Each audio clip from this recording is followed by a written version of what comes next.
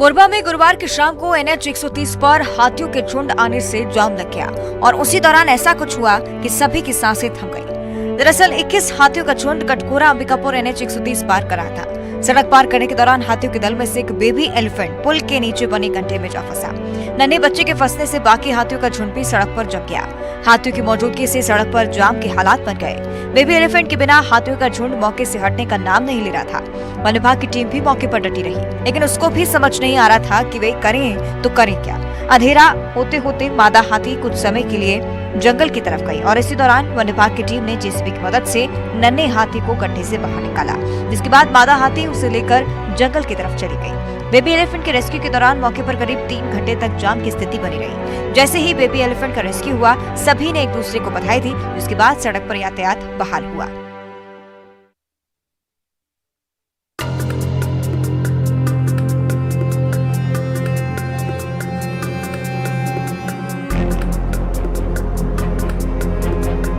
भोपाल के रानी Kamlapati railway station पर कुलियों ने मानवता का परिचय देते हुए स्टेशन पर ही एक महिला का प्रसव कराया। स्टेशन पर मौजूद कुछ महिलाओं के सहयोग से कुलियों ने अपना फर्ज निभाया। एम्बुलेंस के लिए महिला आधे घंटे से ज्यादा प्लेटफॉर्म पर ही दर्द से कराहती रही। बाद में महिला और नवजात को जेपी अस्पताल भर्ती किया गया। यह महिला गुरुवार की शाम जीटी एक्सप्रेस से धौलपुर जा रही थी। कई बार ऐसा देखा जाता है, लोग ऐसी घटनाओं पर एक दूसरे के आगे आने का इंतजार करते हैं, लिहाजा लोग कुलियों की इस पहल की काफी सराहना कर रहे हैं।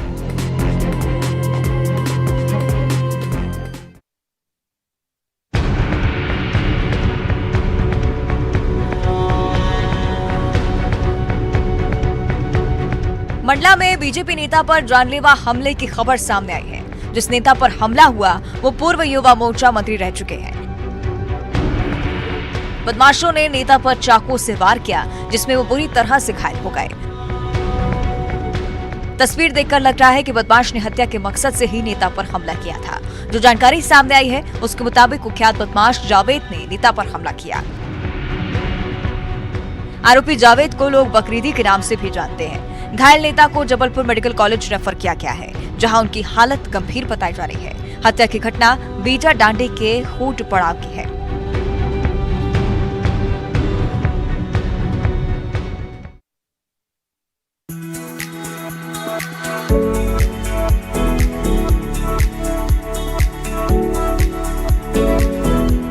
धमतरी में पर्यटन को बढ़ावा देने के लिए शासन प्रशासन लगातार प्रयास कर रहा है।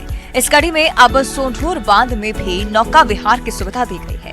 प्रशासन ने पैडल बोट शुरू करवाई है। स्थानीय लोगों और प्रशासनिक अधिकारियों की माने तो इस प्रयास से पर्यटकों को सुविधा तो मिलेगी ही, साथ ही बड़ी संख्या में स्थानीय लोगों को रोजगार भी मिलेगा। इस बात में कोई दो राय नहीं है कि पर्यटन के क्षेत्र में जिन राज्यों और शहरों ने अच्छा काम किया है, वहां रोजगार के अवसर बढ़े हैं। साथ ही इससे शहरों और राज्यों में आर्थिक गतिविधियां प्रभावित होती हैं।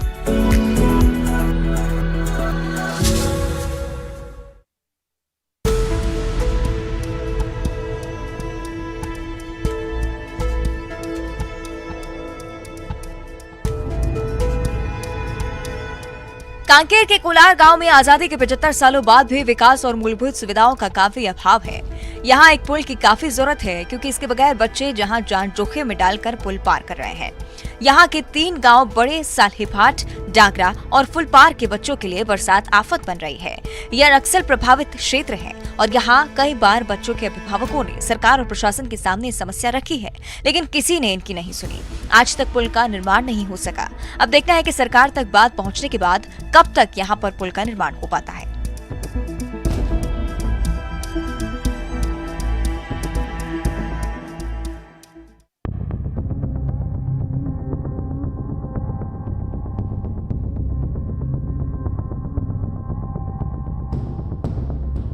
धमतरी में बेकाबू बाइक की ट्रैक्टर से जोरदार टक्कर हो गई और इस हादसे में बाइक सवार बुरी तरह से घायल हो गया।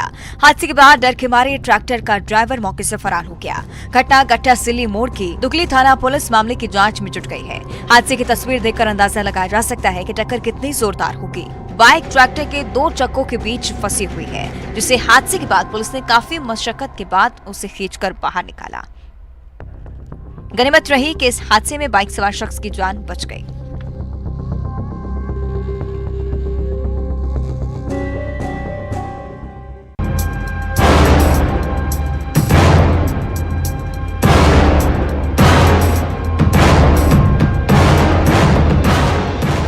कांकेर में भालू की दस्तक से ग्रामीण दहशत में हैं। जिले के ढेलाका बोर्ड में भालू की दस्तक ने लोगों की मुश्किलें बढ़ा दी हैं। तस्वीरों में आप देख सकते हैं 2 शावकों के साथ मादा भालू घूम रही है। स्थानीय लोगों के मुताबिक हाल ही में भालू ने एक ग्रामीण पर हमला किया था, जिसके कारण पहले से ही इलाके में दहशत का माहौल है।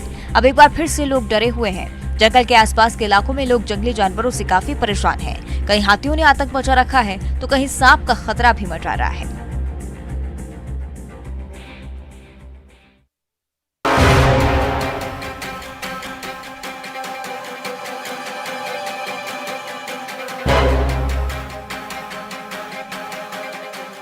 मुंगेली जिले के सरगांव इलाके में भीषण सड़क हादसा हो गया, जिसकी तस्वीर आप अपने टीवी स्क्रीन पर देख रहे हैं। तस्वीर बिलासपुर रायपुर नेशनल हाईवे की है, जहां सड़क किनारे खड़ी एक ट्रक को कोयले से भरी ट्रक ने पीछे से टक्कर मार दिया।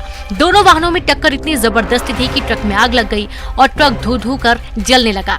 स्थानीय लोगों के अनुसार हादसे के बाद ट्रक का ड्राइवर ट्रक में ही फंस गया और वो भी आग में जिंदा जल गया, जिसके बाद सरगांव पुलिस को सूचना दी गई और फिर फायर ब्रिगेड की भी मदद से आग पर काबू पाया जा सका।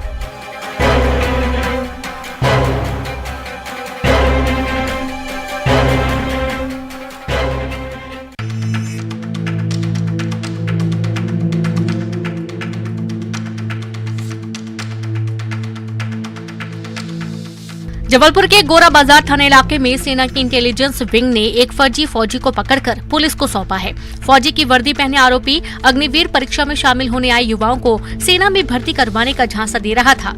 इसकी सूचना सेना के अधिकारियों को मिलते ही सेना की इंटेलिजेंस विंग ने उसे पकड़ लिया। पुलिस की माने तो युवक सीधी का रहने वाला है और मिलिट्री अस्पताल में पदस्थ एक कर्मचारी के माध्यम से यह सेना के अस्पताल और अन्य क्षेत्रों में आता जाता रहा है। इस फर्जी फौजी की तस्वीर सोशल मीडिया पर जमकर वायरल हो रही है।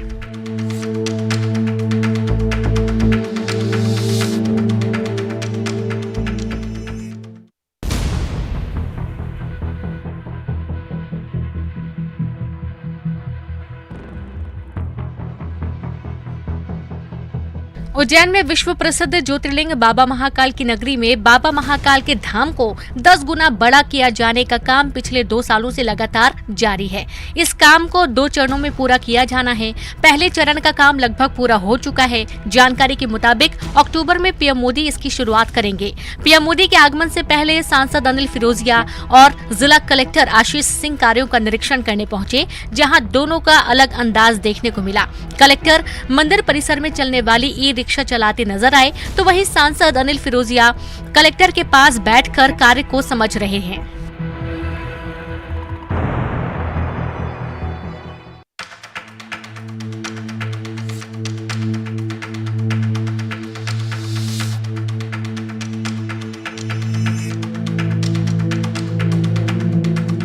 बैतूल से एक हैरान करने वाली तस्वीर सामने आई है, जो आप अपनी टीवी स्क्रीन पर देख रहे हैं।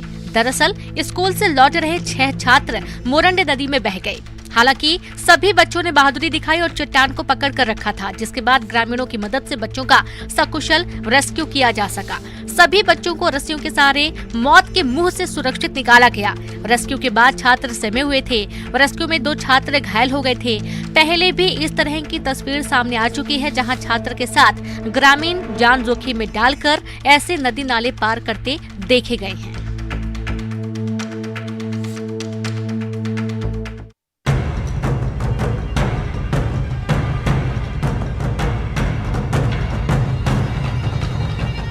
शिवपुरी से एक वीडियो सामने आया है, जिसमें आप देख सकते हैं कि लोग एक जिंदगी बचाने के लिए जान जोखिम में डालने के लिए मजबूर हैं।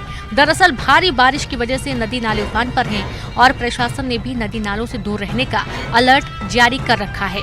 लेकिन मरीज को इलाज के लिए अस्पताल पहुंचाने के लिए ग्रामीणों को जान का जोखिम उठाना पड़ा।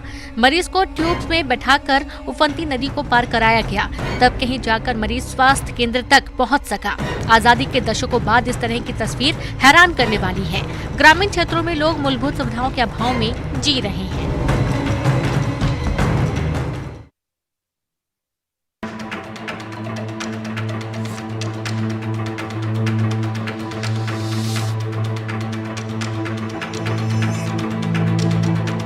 रीवा में सिस्टम की मार ने एक महिला की जान ले ली। जी हाँ, मामला सोहागी थाना इलाके के पूर्वा मनीराम गांव का है, जहां सड़क खराब होने की वजह से गांव में एम्बुलेंस नहीं पहुंच सकी और फिर महिला की मौत हो गई। दरअसल महिला को सांप ने काट लिया था, जिसके बाद गांव के लोगों में एम्बुलेंस बुलाया, लेकिन एम्बुलेंस नहीं पहुंच पाई।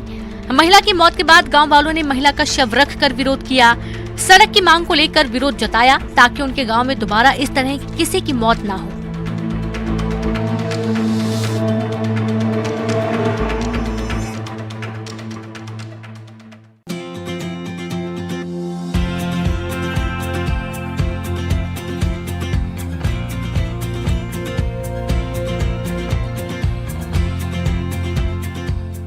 अक्सर इंसानों के साथ घोड़ों, कुत्तों और हाथियों की दोस्ती के किस्से आपने हजारों दफा देखे और सुने होंगे। आज हम आपको इंसान के साथ कौवों की दोस्ती का किस्सा दिखा रहे हैं। आपको भरोसा नहीं होगा, लेकिन ये हकीकत है। धमतरी शहर के गणेश चौक में रहने वाले प्रकाश आडवाणी गोल बाजार में छोटी सी कपड़े की दुकान चलाते हैं। इसी दुकान से होने वाली कमाई से वो अपने परिवार का पालन पोषण करते हैं और इसी कमाई का एक हिस्सा वो अपने खास दोस्तों पर भी खर्च करते हैं। जी हाँ, यहाँ दोस्तों का मतलब उन कौवों के लिए है जो रोज सुबह छत पर प्रकाश से मिलने पहुँच जाते हैं। प्रकाश इसके लिए पहले से ही तैयार रहते हैं और अपने हाथों से कौवों को उनकी पसंदीदा चीजें खिलाते हैं। ये सिलसिला बीते 20 साल से चल रहा है और खास बात यह है कि हर साल पितृपक्ष में परदेसी काले कौवे आते हैं जो 2-3 महीने यहाँ रहते हैं।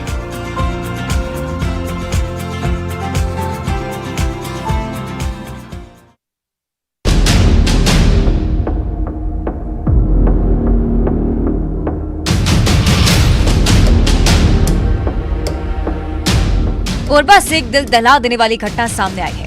एक महिला ने अपने 2 छोटे बच्चों के साथ सुसाइड कर लिया। महिला दोनों बच्चों को लेकर कुएं में कूद गई, जिसके बाद प्रशासन और ग्रामीणों की मदद से तीनों शवों को कुएं से बाहर निकाला गया। मामला दीपिका थाना इलाके के मांगामार गांव का है। स्थानीय लोगों और परिजनों के मुताबिक मृत महिला की मानसिक स्थिति ठीक नहीं थी। हालांकि फिर भी दीपिका पुलिस मामले की जाँच में जुट गई है। 2 छोटे बच्चे और महिला की तस्वीरें हैरान करने वाली है।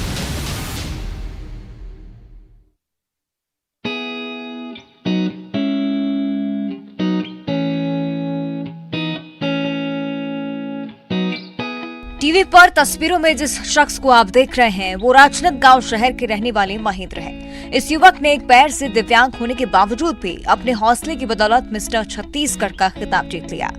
दरअसल रायपुर में राज्य स्तरीय 21वीं बॉडी बिल्डिंग प्रतियोगिता का आयोजन किया गया था, जहां अलग अलग वजन समूह में मिस्टर छत्तीसगढ़ दिव्यांग वर्ग का आयोजन किया गया। इसमें महेंद्र ने सबको पछाड़ते हुए मिस्टर छत्तीसगढ़ का खिताब अपने नाम कर लिया। लगभग 10 साल से पहले एक्सीडेंट में महेंद्र अपना एक दाहिना पैर खो चुके हैं।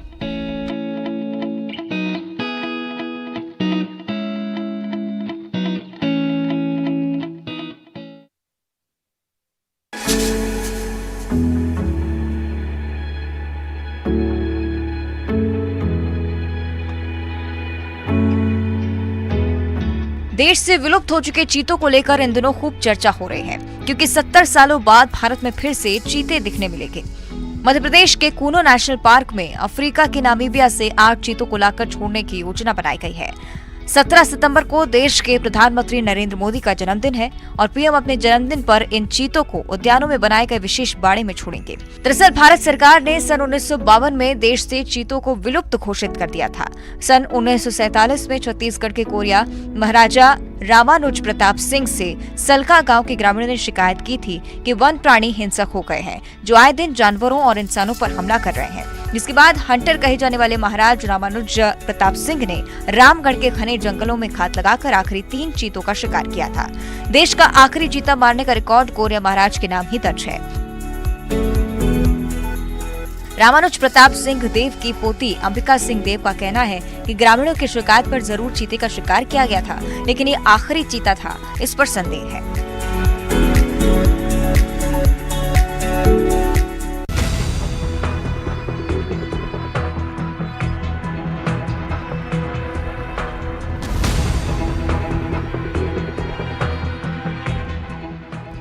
छत्तीसगढ़ में हाथियों का आतंक लगातार जारी है। प्रदेश के कई जिलों के हजारों ग्रामीण हाथियों के उत्पात से परेशान हैं। बलरामपुर के ऊंचरुआ गांव में 7 हाथियों के दल ने काफी उत्पात मचाया, एक घर को भी तोड़ दिया। घर में रखे 25 बोरी पीडीएस चावल बर्बाद कर दिए। क्षेत्र में करीब 2 एकड़ फसलों को भी नुकसान पहुंचा है। वन विभाग की टीम लगातार इलाके में निगरानी कर रही है, तो वहीं ग्रामीण रत जगह करने को मजबूर हो रहे हैं। ये तस्वीर सिर्फ बलरामपुर से ही नहीं सामने आ रही है, बल्कि कवर्धा और आसपास के जिलों में हाथी लोगों का जीना मुश्किल कर रहे हैं।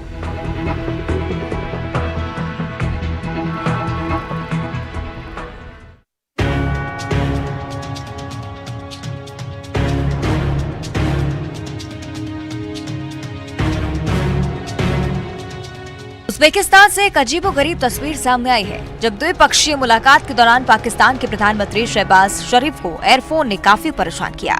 इस दौरान पुतिन मुस्कुराते हुए भी नजर आए।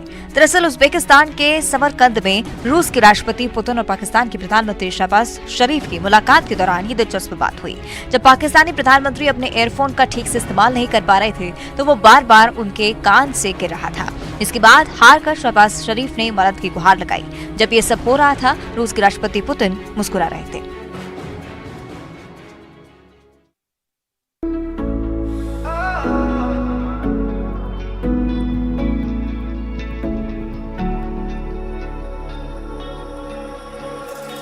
बॉलीवुड एक्टर अनुपम खेर न सिर्फ बेहतरीन एक्टर हैं, बल्कि वो एक अच्छे लाइफ कोच भी माने जाते हैं। वो समय समय पर जिंदगी से जुड़ी सीख शेयर करते रहते हैं। इस बार भी कुछ ऐसा ही हुआ है।